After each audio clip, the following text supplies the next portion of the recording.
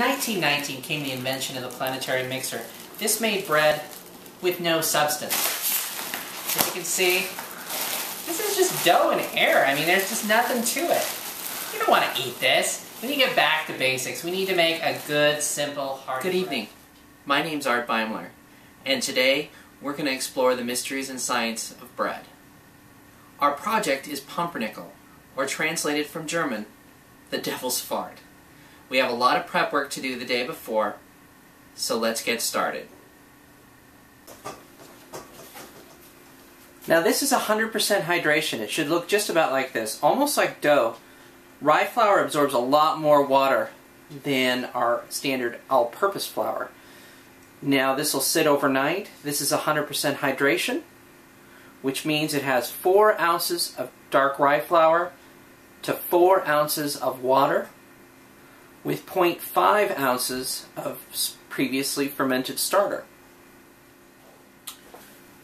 Pumpernickel is a very unusual bread. It actually incorporates old bread into it.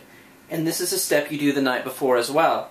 You're going to take 1.5 ounces of old pumpernickel, and you're going to add 4.5 ounces of water, and you're going to let it soak overnight.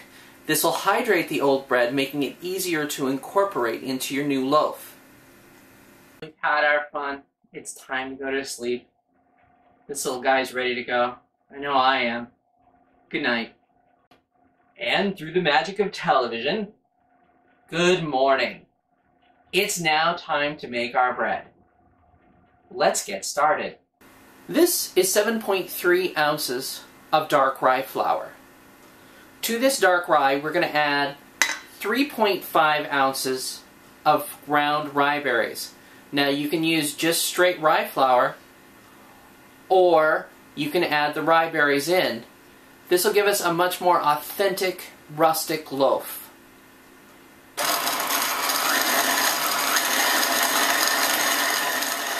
Okay, to our 7.3 ounces of dark rye flour and 3.3 ounces of rye meal, we're going to add all of our bread that's soaked overnight.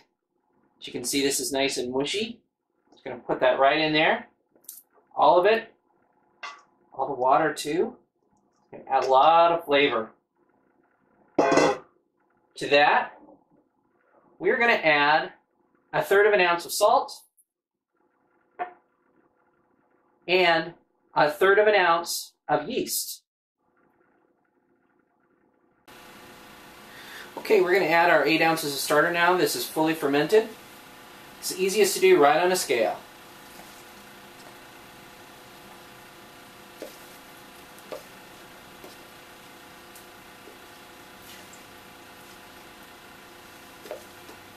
Smells good and acidic. It's going to be perfect for this bread. Now we have all our ingredients in the bowl. We want our total mixture to be 70% water. So we need to add another 2.5 ounces directly to our bowl. Now we're just going to take and mush that together with our fingers, like the actions of a cat when he's kneading your back, when he's all happy. I just love cats.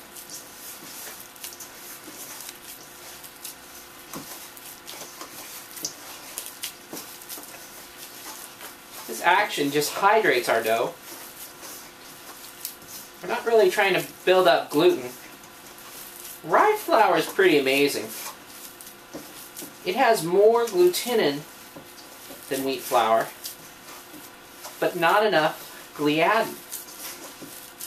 So we add the acid to help with that gluten formation and the salts.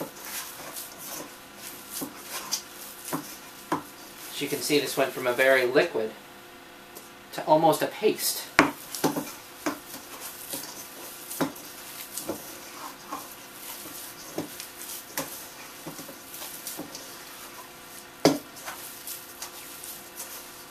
The addition of the acid from the sourdough, you'll see my bowl is relatively clean, as are my hands.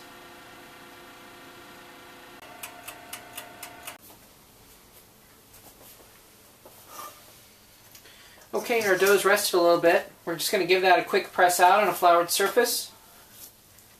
Wow, the aroma. I just can't believe how good this smells. We're going to give it a quick fold in thirds. And in thirds again. Give it a quick pat. You can see we're building up a little more gluten there. There's not a whole lot of gluten in this bread. Just enough to give us a nice, tight shell structure. And we're going to let that rest for 45 minutes. Okay, so we've rested our dough for 45 minutes. As you can see, it's risen considerably. So we're going to shape this into a loaf. So we're going to remove it from our bowl. Put a little flour down so it doesn't stick. Now the flavor of this is just getting more and more intense. The aroma is very, very sour. So we're just going to take and give this a quick fold. Grab our pan. Give it a quick spray. We're also going to spray our lid. Now normally this is done with a Pullman loaf pan. But these are very expensive. A regular loaf pan is nice and cheap.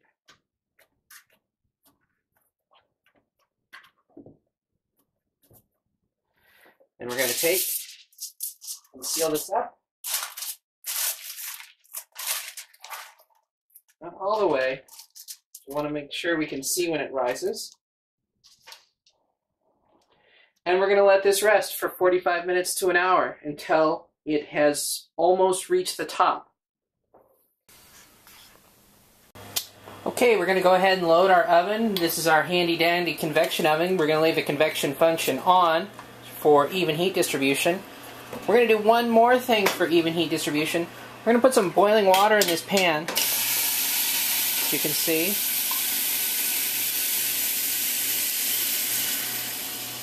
That's just going to ensure that we have nice even heat. This is really more of a steamed pudding. Just going to pull that out. Be very careful when you do this. Water burns are terrible. Steam burns are 1,000 times worse. Just going to gently push that back in the oven. And it's going to go in there for 30 minutes at 400 degrees. Okay, we're going to set this to continuous. Turn our temperature down to 225 degrees. And we're going to leave this overnight. Good night. Okay, so our bread's done. We're going to pull that right out of the oven. It's not too hot. Make sure not to burn yourself. Okay, we're going to unwrap this immediately.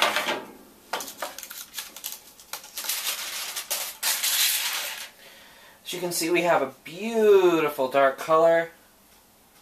Our dough's done. We're just going to flip it out onto a tea towel. Just like that. It's a nice steamed bread, very dense. This is going to be wonderful. The aroma, you can smell the chocolate, you can smell the coffee. It's just fantastic. Why go through all the trouble of making pumpernickel? It seems like an awful lot of bother, right? Well, the difference is between a well-crafted beer and a wine cooler. Time will tell the difference, I guarantee. Thanks for watching, and if you want to learn more about bread, watch more of my videos, or take a class at South Seattle Community College. Thanks for watching.